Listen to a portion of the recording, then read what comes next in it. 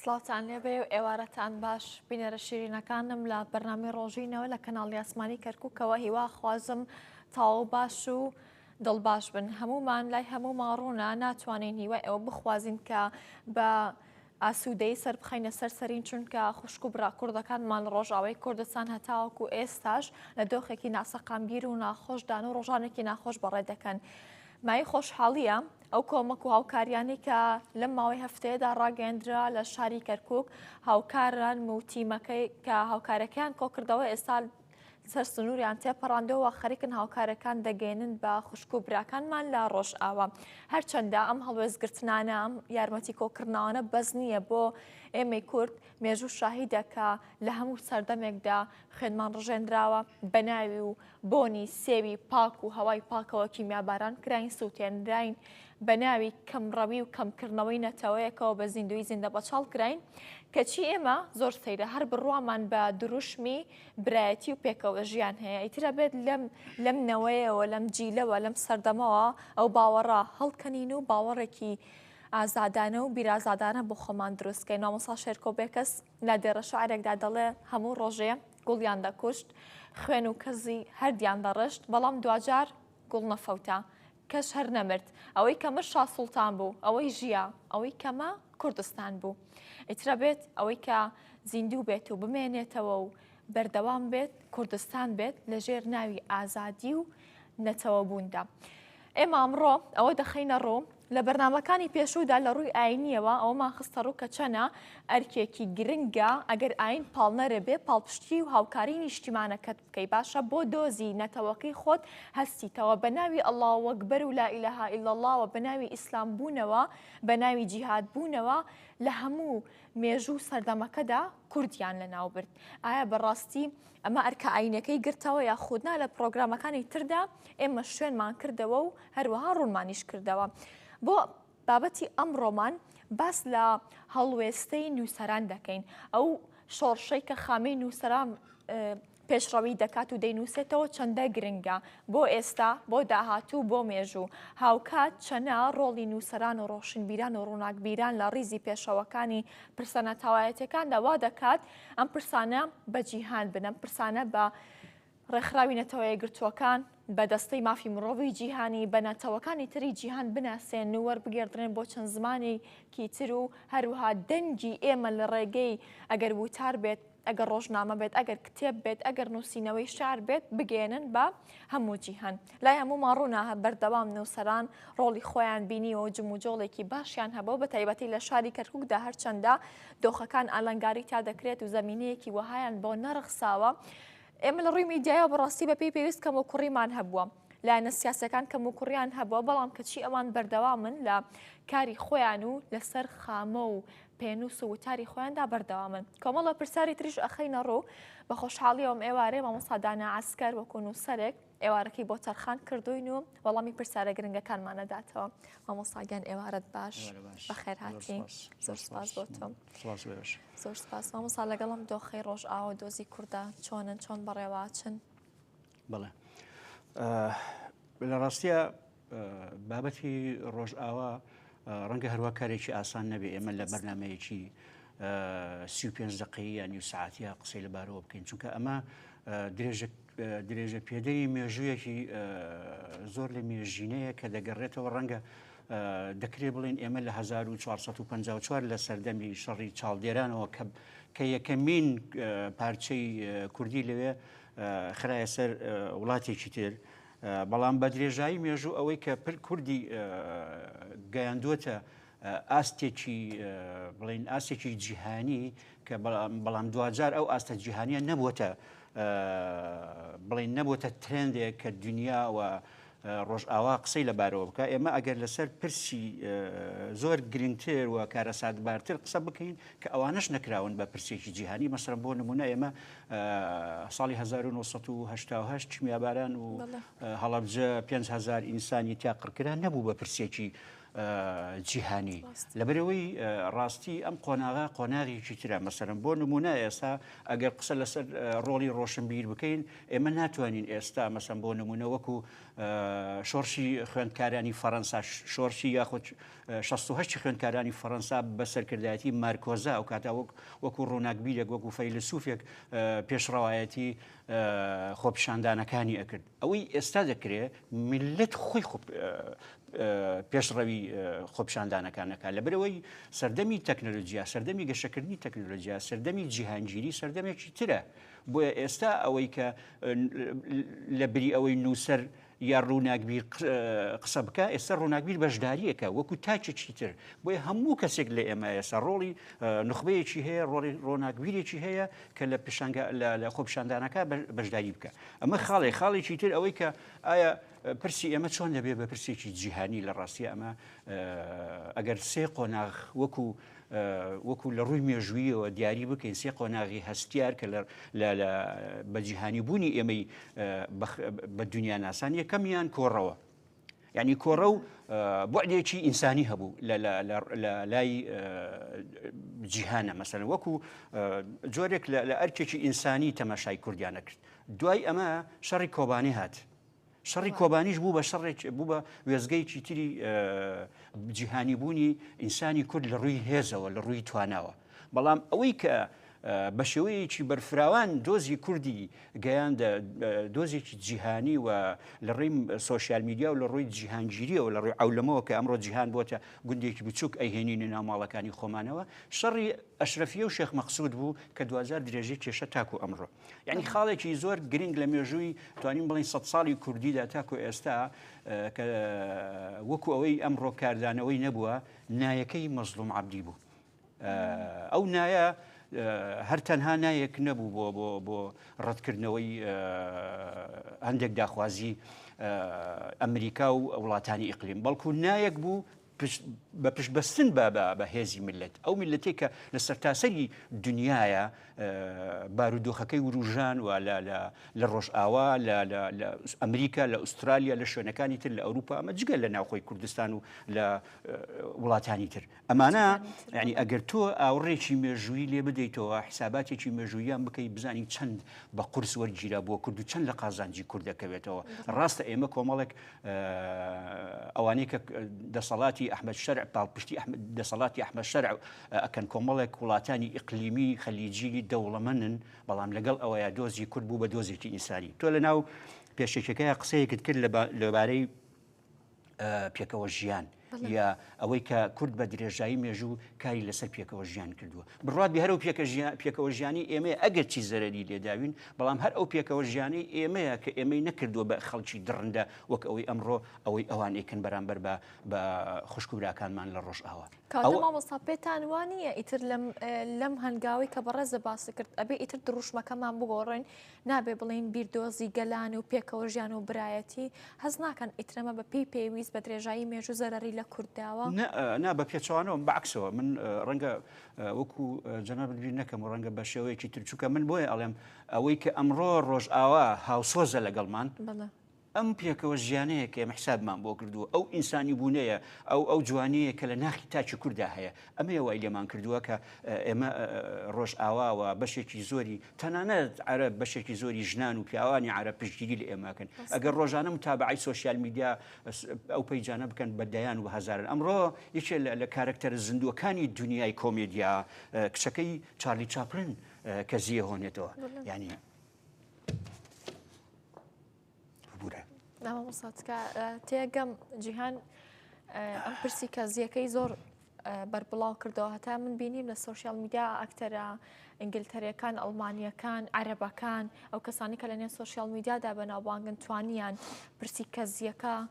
بکەن بە ترێندی خۆیان و وەڵام و پەرچەی ئەو کەسە بنەوە دوجار ئەو کەسە هاتە سەر سۆشیال میدیا و پێوتین ئەوە ڕادیۆیە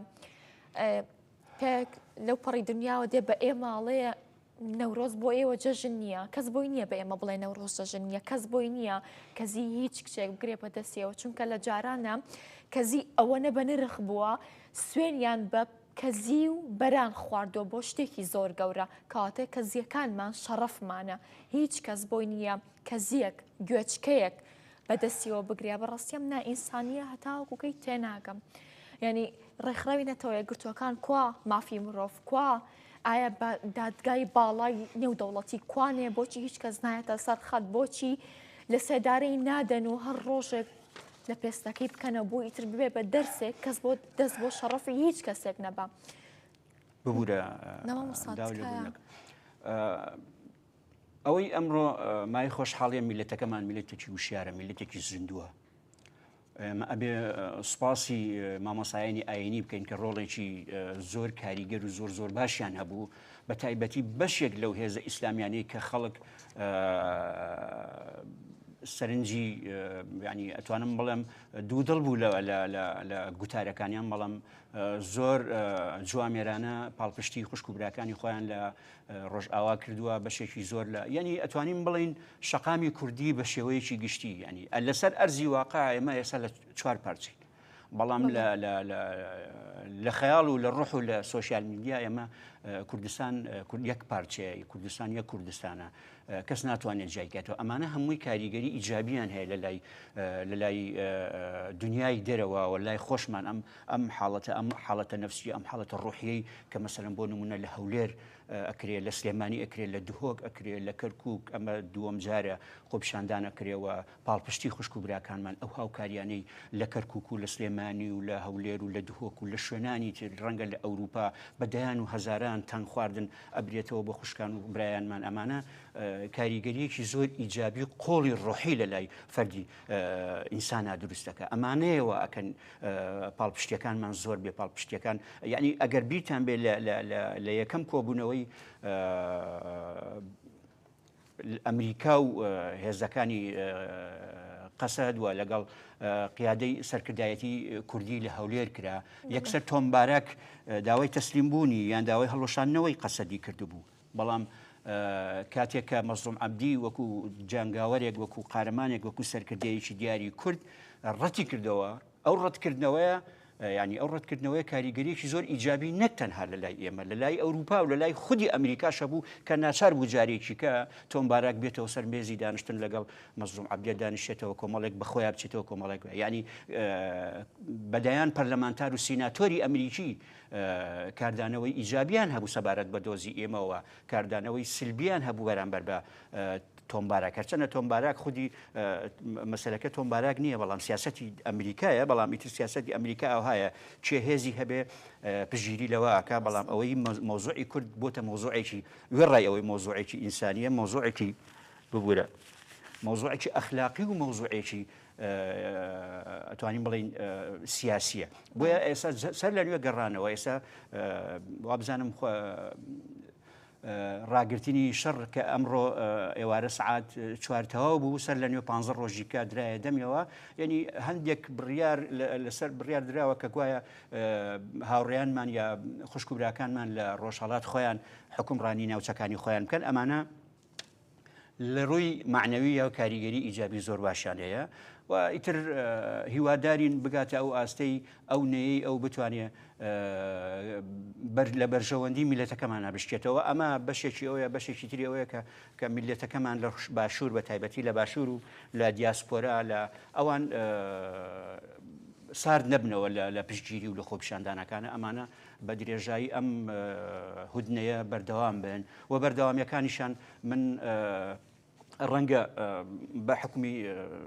حکومی کەرکووک بتوانم قسە لەسەر شارێکی خۆمان بکەم هیوادارم لە ئاستی ئەوەیە بن لیژنەیەک تشکیل بکرێ بۆ بەڕێوەچوونی پشتگیریەکان و خۆپیشاندانەکان ئەم لیژنەیە خۆی بڕیار بدات لەکوێ ئەکرێ لەکوێ ناکرێت چونکە ناوچەکەی شوێنی ئێمە شوێنێکی هەستیارە برایانی تورکمانمان لەگەڵا برایانی عەرەبمان لەگەڵا ڕەنگە ئیستیفزازێک بێ ڕەنگە بەریەکەوتنێک بێ شتێک بێ ئێمە نامانەوێت بگاتەوە ئاستە چونکە ئێمە بە شێوەیەکی سلمی دیفاع لە خوشک و براکانی خۆمانەکەی لە بەرامبەر هێزێکی دڕندە کە کۆمەڵێک وڵاتی زلهێز بەداخەوە ئەڵێم ئەو وڵاتەی کە کعبەی شەریفی لێیە سعودیە و قەتەر ئەوانە بە شکڵێکی زۆر نامرۆڤانە پشتگیری لە سیاسەتی دڕندانەی تیرۆریست محەممەد جۆلانی و سیاسەتی محەممەد جۆلانی ئەکەن لە کاتێکە کورد میلەتێکی مسلمانە، کورد میلەتێکی ئیماندارە، باوەڕی بە دینی ئیسلام و باوەڕی بەخوای هەیە، دەبای پشتگیری ئێمەی بکردای لە بەرامبەر ئەهۆ قەتل و عەمە. بەڵام ئەمانە هەمووی لە دو ڕۆژە تەسەورەکەم بە قازانجی میلەتی کورد بشتێتەوە. زۆر باشە مامۆستا ئەمەوێ وەکو نووسەرێک ئەوەت لێ بپرسم ئایا بەڕاستیە پرسا پرسێکی نەتەوەیە یاخۆت پرسێکی ئاینی و کۆمەڵایەتی ڕەنگە لای زۆری نەمانە و بابەتە تێکەڵ بوو بە هەندێک وایە پێمان وایە هەڵوێ زۆرگرتن و پیشاندانی پاڵپشتی بۆ خوشک و برایانمان لە شوێنێکە ئازارە چێژن هەستەکەین ئەرکی ئێمە نییە بەڕاستی ئێمە پرسێکی کۆمەڵایەتیە ئەبێ هەڵوێستی لێ وەرگرن ئاینیە نەتەوەیە و زمانەوانیە. زانی ئێمە لەو ماوەی لەگەڵێک دوو هاوڕێ قسەمان لەبەر لەو نفسی بارە ئەو حاڵەتە کرد. مەسلەی ئاین مەسلەیەکی ترە. مەسلەی ئاین مەسلەی پەیوەندی ئینسانە بە خوای خۆیەوە. هەموو ئەو نەتەوانی کە لە چوارچەوەی وڵاتانی ئیسلامیە ئەژین ئەوانەیە کە ئیسلامن ئەمە حاڵەتێکە، بەڵام سیاسەتی ناوچەکە لەگەڵ ئێمەیە سیاسەتی بەرەنگاربوونەوەمان وەکو میلەتێکی ئاینی نییە، بەڵکو وەکو میلەتی کوردە،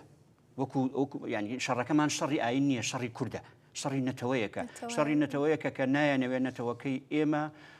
خاوەنی بچووکترین پێگە بێ لە ناوچەکە لە کاتێکە بەشێکی زۆری ئەو ناوچانێکە ئەمڕۆ ئەو وڵاتانەی ئێمەیان بەسەریانەدا بەش کردووە خۆیان لە ئەساسا داگیرکردن نەک هەر داگیرکەری ئێمە داگیرکەری زۆرتر وە بگرە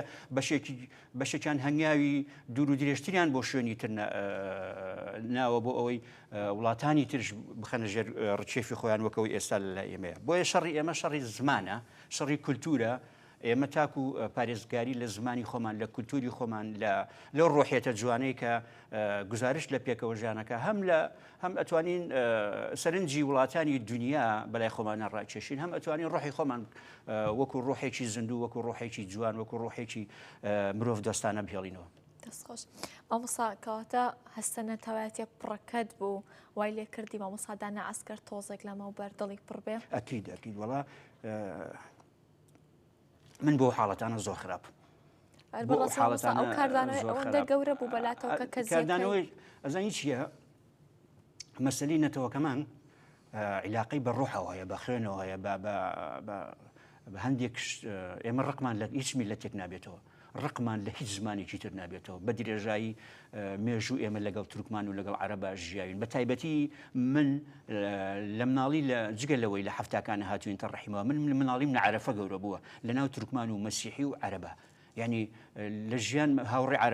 مەسیحیم هەیە بووە، هاوڕێی تورکمانە بووە، هاوڕێ عەرەبم هەبووە، قەت ڕقم لە کەس نەبووەتەوە. ئێمە مەبەستم کە ئەڵێ من وەکو کورد قسە ئەکەم، یعنی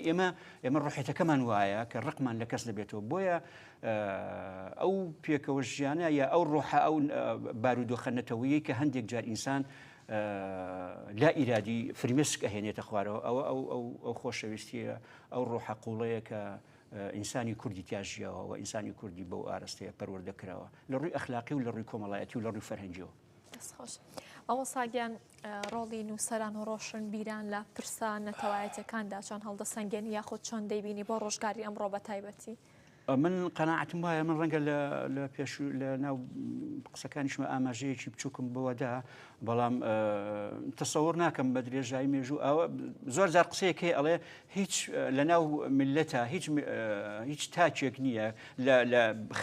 لە خائینترین کەسەوە بۆ دڵسۆزترین کەس حەز نەکە مەسەڵەن کورد نەتەوەی هەبێ. بۆیە ڕۆشنبیر بۆ ئەم قۆناغە وەکو ئاماژەم پێدا بۆ ئەم قۆناغە ڕۆشنبیر پێویستی بە قسەکردن نییە، چونکە میلەت خۆی وشیارە، پێویستی بە بەشداریکردنە ڕاستی. لەبەرەوەی ئەمڕۆ سۆشیال میدیاوە ئەمڕۆ جیهانگیری دنیایەکی بەرفراوانی گەورەی بۆ ئێمە بچوو کردێتەوە. ئێمە هەر کەسێکی ئەگەر خوێنەواریەکەشی لەو ئاسیانە بێ بەڵام کەتوانی بەشداری بکەمە بۆ خۆی قسەکردنە، بۆ خۆی پەیامێکە بۆ جیهان کە ئیگەێنێ. بۆیە ئەرکی ڕۆشنبیر ڕەنگە وتارێک تەقدیم کە چونکە لە قۆناغێکی ترە مەسەڵەن لە قۆناغی ڕاگوزەرە ئەرکی ڕۆشنبیر ئەوەیە نابێت کەس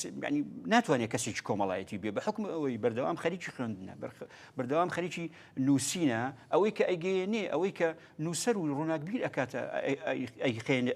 ئەی خاتە ناو کۆمەلگاوە نووسینەکانێتی بەڵام بۆ ئەم قۆناغا واجبە خۆی بەشداری بێخۆی بوو بێ بەشێک لەو میلەتێک کە ئەمڕۆ بەشداری ئێستا بۆ نمونە ئەم خۆپیشاندانانەی ئێستا ڕەنگە بە هەمووی 100 نووسەر و ڕووناکبیر بەشداری تیا کرد بێ بەڵام بە هەزاران خەڵک ئەو 100 مانای ئەوە نییە ئەو 100 تر بەشداری نەکردووە ینی تۆ هەر ئەوە نابینی بەڵام ئەوەی کە زیاتر بەشداری کردووە چیە میلەتەکەتە کەواتان میلەت وشیار بووەتەوە پێویستی بەوە نییە نووسەرێک یا ڕووناکبیرێک هانی بدا بەوەی بچێتە ناو قەزیەکە بۆتە قەزیە عالەمی قەزیە بابەتەکە بابەتێکە پەیوەندی بە مەسائلی ڕۆحیەوە بە مەسائلی دڵسۆزیەوە بە مەسائلی ئەخلاقیەوە بە مەسائلی ئاینیەوە ئێمە بینیمان دەیان ئینسانی پێشنوێژ و نووسەر و ڕووناکبیر و کەسی ئاسایی و مامۆستا و جوتیار و کاسبکار هەمویان وەکو یەک چوونە ناو خۆپیشاندان و پشتگیریەکانەوە ئەمە دەلالەت لە وشیاری کۆمەڵایەتیەکە کە میلەتەکەمان بەڕاستی وشیار بووەتەوە پێویستی بۆ نییە کەس نەسیحەتیکە و نووسەر و ڕووناکبیریش بەشێکە لەو میلەتەی کە مەفروزە بەشداری بکە بەو جۆرەکە ئەوان بەشداریان کرد. مامۆستا بەڕاستی ئەو بابەتی سادەی بوونە زۆر جوان هەڵەسانگیانم لای ئێمە نووسەران لە ئاسێکی بەرزترن لە کەسانی یاسایی بەڵام تۆ ئێستاڵی نەخێر نووسەر دێتە ناو میلەتەوە وەکو ئەوان بەشداریەکە پێدوانیە بەڕاستی بەشداریکردنی ئێوە وەکو نووسەران و ڕۆشنبیران بەشێکە ئەبێت لەوەی کە هانی کەسێکی ئاسایی بات بچێتە ڕیزەکانی خۆپیشاندانەوە هەڵوێستەی هەبێ پێم وابێ کاتێککە زۆرترین سەرنجمان لەسەرەوەی ئایا کێیە لە ناو خۆپیشاندانەکەی کە تۆزێک بە ناوبانگ و دەرکەوتەیە با ئێمەش بچین نزیکانەوە با ئێمەش وەکو ئەوانکەی پێدوانە ڕۆڵی ئێوە لەوێدا گرنگە و گرنگی خۆی هەیە ئێمە من وای ئەبینم نووسەرش بەشێکە لە کاینێک یان بوونەوەرێک لەم کۆمەلگایی ئێمە ئەوەی کە جای ئەکاتەوە ڕەنگە وشیاریەکەی بێ ڕەنگە ڕۆشنبیریەکەی بێ ڕەنگە خوێنەواریەکەی بێ ئەجنا نووسەر هیچ کات نەخۆی لە میلەت جیا کردوێتەوە نەخۆی بە خەڵکێکی تر دائەنێت ئەوەی کە جیامانەکاتەوە تەنها وشیاری و سەقافیەکەی ئەجنا بۆ ئەم ڕۆژگارە ئەو وشیاری سەقافیش نامات چونکە میلەت خۆی وشیارە میلەت خۆی بەشێکە لەو هۆکاری کە دەکرێت ئەو نەسیحەتی نووسەران و ڕۆشنبیران بکە ئەو ڕەنگە بمانهێنێتە ڕەنگە لە حاڵەتێکە مەسەلەن نووسەرێک ڕۆناکبیرێک یا هەر کەسێک لە بوارەیە بخوێنێ ئاگاداری ئەم بارودۆخە نەبێ بەڵام کەسێکی ئاسایی کە پرۆژەی خۆپیشاندان و خزمەت گوزاریان ببورن پشتگیریەکانە باتە ڕێوە نووسەرەکان ئاگادار کاتەوە من تێبینی مەسەن حەزەکەم لێرەوە ئەو تێبینیە بدەم کە ڕەنگە ئێمە لە پێشتر قسەمان کرد لەو مجالێ ئێمە شوێنی ترمان هەیە بۆ خۆپیشاندان ناکرێت مەسەلەن بڕۆین لای قەڵا قەتیسیکەین یان لە ڕەحیمەوە لەسەر شەقامەکە قەتیسیکەین ئێمە ئەتوانین لای هاتوچۆ بەڕێوەبەرەتی هاتوچۆ مرورەوە لای پردەکەی باخچەی مامەڕیشەوە لێوە ئەو شەقامە هەم گەڕێکی کوردی هەم خەڵکی ئاسیبزازدەکە هەم بوارێکی پانتایەکی زۆری هەیە ئەلێەوە بێتە خوارەوە هەتاکو لای سنتەری ڕۆشنبیریە بەو شەقامەیە و خەڵکێکی زۆر ئەگرێەوە جادە شەقامێکی پان و بەرین ڕێگری لە خەڵک ناکە ئەتوانی بە شکلێکی جوانتر و ڕەنگە بواری ڕاگەیاندن و میدیاکار و ڕەنگە بواری ئەویان هەبێت زیاتر تەرکیزکەنە سەر خۆپیشاندانەکان و مەساحەیەکی باشتریشە و لوجنەیەکیش هەبێ ئەم خۆپیشاندانانە باتە ڕێوە ینی من سەیری خۆپیشاندانەکان و پشتگیریەکانی بەتایبەتی سلێمانیم کردووە زۆر منەظەمە ئەوانەی کە ئەیبەنە ڕێوە شوان عەتوف و سەروەر کاک سەروەر و ڕەحمان غەریب و مەجموعەیەکن ینی خەڵکەکە بە قسەیان ئەکا خەڵکەکە هەمویان بە شکڵێکی جوان و بە ڕێکوپێکی هیوادارم لای ئێمەش ئەمە بچەسپێ بۆ ئەوی بتوان لەجنەیەک تەشکیلکەن خۆپیشاندانەکان ببەڕێنەوە ئەمە بۆ معنایە نی ئەوان دەرکەون بۆ معنایە ڕێکی خەن و شوێنەکان نیشاندەن و خەڵکی تر هەبێت مەسەڵەن وتارت هەیە هەر کەسێکە ڕێکخراوێکە وتارێک هەیە ئەتوانێت لە وتارەکەی بخوێنێتەوە ئەتوانێت لە ڕێی سۆشیال میدیا ئەتوانی پەیجێکی بۆ بکەیتەوە چونکە من دڵنیام ئەم بابەتە کەمێک درێژای کێشێت هیوادارم ئەو برادرانی ئێمە بە شکلێکی منەظەم پشتگیری خۆپیشاندانەکانی بکەن من دەستخۆشیان لێکم بەڕاستی بۆ کەرکووک ڕەنگە لە بارودۆخە نەکرد بۆ کەرکووک بۆ کوردستان بەعام بە شکلێکی گشتی بارودۆخی مەعیشی خەڵکەکە بارودۆخی ژیانی خەڵکەکە زۆر نالەبارە سێ چوار ڕۆژە موچێ وەرنەگردووە بەڵام من لەو ڕۆژانەیە شتێکم بینی پۆستێکم بینی لەسەر موچە بڵاو کرابوو کەسێک نووسیبووی کاتی موچە نییە ینی بزانە ڕۆحە نەتەوەیەکە لە سەر و هەموو شتێکەوەیە کاتی موچە نییە ئێستا ئەمانە زۆر جوان ئینسان ئەوە نیتر دڵی بۆ میلەتە خۆشە بێت هیوادارم ئێمەش بتوانین لە کەرکووک خۆپیشاندانەکانمان ڕێک بخەین. ئەمەستا دەست پێش خەریتان کردو بۆ کردنی ئەو پێشنیارەکە پیشە خۆپیشاندانەکان بە شێوەیەکی بەرنامە بۆ داڕێژراوە بەڵێ من ئەمڕۆ لەگەڵ بەڕێز کاک شێخ سیدیقا قسەم کرد وتمان ئێمە ئەبێ هەوڵ بدەین لیژنەیەک تەشکیل بکەین لە خەڵکانێکی معقول لە خەڵکانێک کە بتوانن هەر ئەمان پێشنیاری ئەوە بکەن کە خۆپیشاندانەکان لەکوێکرێت ناکرێت من ئەمڕۆ مەجموعەیەک خۆپیشاندان بکە لێرە لە سبەینەیەکی مەجموعەیەکە لەولاوە ئەبانەواز بکە خۆپیشاندان لەوێ یعنی ئەو ڕۆژە ڕێکوپێک بوو کاک شێخ سیدیق و مەسەن سەمیرە خان و کاک هێمن حەسیب ئەمانە لیژنەیەک بوون دیار بوون یەکەم ڕۆژ کە اتفاق کرا لەو شوێنە بکرێت بەڵام لە نیوەی ڕێیە کە هەموو لە گرمەیەوە بوون یەکسەر بڵاوان یەکروتیان بۆ قەڵا ناکرێت و لا یەک کاتێکە بۆ دوو شوێن بیان بی لجنەکە ئەمڕۆ سێرم تەماشام کرد لجنەیەکی کە کۆمەڵی خەڵکی تر من دڵنیام لە دڵسۆزی خۆیانەوەیە بەڵام ئەمە جۆرێک لەسەر شێوایی و جۆرێک لە مانی سیقە لە ناومانە دروستەکە بۆیە هیوادارم ئەو برادرانی تش بێنە پاڵ برادرانی شێخ سیدیق و کاک هێمن و سەمیرە خان بۆی بڕێکی خۆپیشاندان و پژگیریەکانمان بین بڕێ. زۆر باشە مامۆستا پێم وایە ئێوە وەکو نووسەران و ڕۆشنبیران بە تایبەتی لە شاری کەرکووکدا ئەوە باسەکەم ئەرکێکی تریشتان لەسەر دۆکۆمنتکردن و بە مێژووکردنی پرسە نەتەوایەتیەکان لەگەڵەوە بابەتەدا بیرتان لە چی کردوێتەوە لەگەڵ یەکێتی نووسەراندا ئایا دانیشتنتان کردووە ئەم پرسە نەتەوەییە بۆ ئێستا بۆ مێژوو دۆکۆمنت بکەن. وڵا ئەکید ئێمە لەم ڕۆژانەیە من هاوڕێک نامێکی بۆم نرد کاک ڕووزار ئەحمەد من سوپاسێکم لێرەوە پێشنیارێکی زۆر زۆر جوانی کرد وتی حەزەکەم وابێ لە یەکێتی نووسەران کۆبوونەوەیەکی جەماعی بکەین بۆ ئەو نووسەرانی کە ئێمە قسە لەسەر ئەم بارودۆخە وەکو پرۆژەیەکی نیشتیمانی پرۆژەیەکی ئینسانی بەڕووی دنیا بە تایبەتی بەڕووی نووسەر و ڕۆشنبیرە عەرەبەکانە بکەینەوە وابتوانین پەیوەندیەکی تونند و تۆڵمان هەبێت لەگەڵێنە بۆ ئەوەی ئێمە ئەم پرۆژەیە بکەینە پرۆژەیەکی ئینسانی و سەرتاسەری عێراق ئەمە پرۆژەیەک بوو بەڵام مەوزوعی دیکۆمنتاری ئەم مەوزوع دیکۆمنتاریە خۆی ئەمڕۆ سۆشیال میدیا خۆی بەشێکە بە دیکۆمنتاری کردنی بابەتەکان ینی کەناڵ لەگەڵ ئەوەشا مەسەلەن پرسی نەتەوایەتی بەشێکی ئەرکە لەسەر ڕۆشنبیر کە بیکاتە دیکۆمنت بەڵام ئەوەی کە ڕێخۆشکەرە بۆ ئەوەی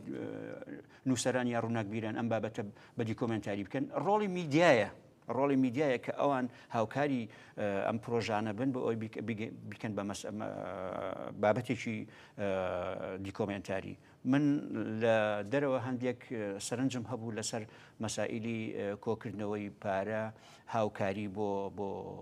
ڕۆژئاوا دەستیان خۆش بێ ئەو برادرانە ماندوو بوون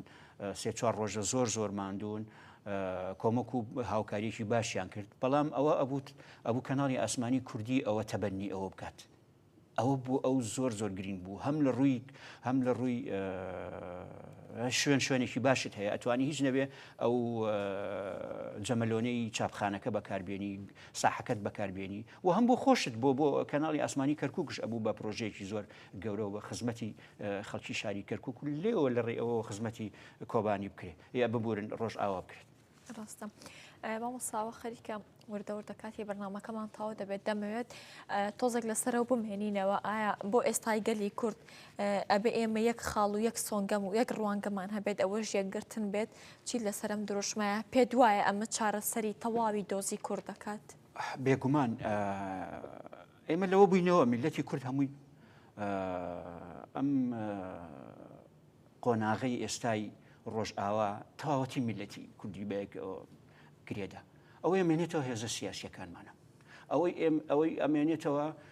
ئەو بارودۆخە ناهەموارەیە کە هێزە سیاسیەکانمانی تایە بتوانن بۆ ئەم قۆناغا بەداخەوە من حەز ناکەم هەندێشت بوو ڕژێنم بەداخەوە لەم قۆناغەشە کۆمەڵێک شت ڕوویداوە کە ئەمە بەڕاستی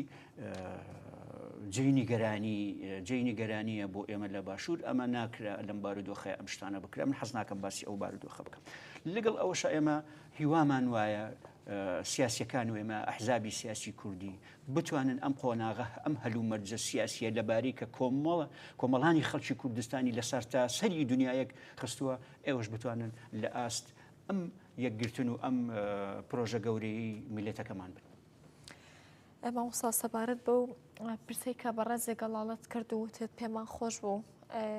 کۆمەکەکە لێرە کۆ بکرێتەوە بەڕاستی ئێمە وەکو میدیای کەناڵی ئاسمانی کەرکووک لە کۆنگرەکەەوە لە ڕاگەاندنەکە یەکەم ڕۆژ لەگەڵیاندا بووین بە خۆشحاڵیەوە ئێستا ڕێبینی هاوکارم لە بروی لە تەنیشتی من بێت لەگەڵ هاوکارەکە لەبێ و لەگەڵ تیمێکی بەهێزا لەوێن بە هیواین بتوانین پەیامی خۆمان گەیاند بێ ئەو ڕۆژانە بە درێژایی هەر حوت هەفتەکە ڕۆماڵوان هەبوو پێمان خۆش بۆ ئەو پێشنیاری بەڕێزی شت ئینشەڵڵا لە دەرفەتەکانی داهاتوودا ئیخینە باری جێبەجێکردنەوە. مامۆستا لە شاری کەرکووکدا چەنە بابەتی نەتەوایەتیمان هەیە چەنە بابەتی یەکگرتن و یەکگرتوویمان هەیە هەمووی پرسە سیاسەکە بەسەری دازاڵ و بەڕێوەی دەبات کەسایەتە سیاسەکان لە شاری کەرکووکدا چەنە ڕۆڵ و هەڵوێستیان هەبووە لەم بابەتی ڕۆژئاوە و پرسە نەتەوایەتیەکاندا. وڵا ئەوەی لەم ڕۆژانەیە بینیم کۆبوونەوەیەکی هێز و حزبە کوردستانیەکان بوو لە بەرەگای حزبی شوعی کوردستان ئەمە هەڵوێستێکی جوان بوو هەڵوێستێکی کوردانی هەموو هێزە سیاسی کوردیەکان بوو لەمەڕ بابەتی ڕۆژئاوا ئەمە جێی دڵخۆشیە هیوادارین لە ئاست هەموو بابەتە سیاسیەکانە تەنها ئەمە لە پرسی ڕۆژئاوا ڕنگ نەداتەوە بەڵکو لە پرسی کەرکووک و لە پرسی پرسە نەتەوایەتیەکانی هەرێمی کوردستان و عێراقش ڕنگ بداتەوە. دەستخۆش مامۆستاگیان زۆر سپاس.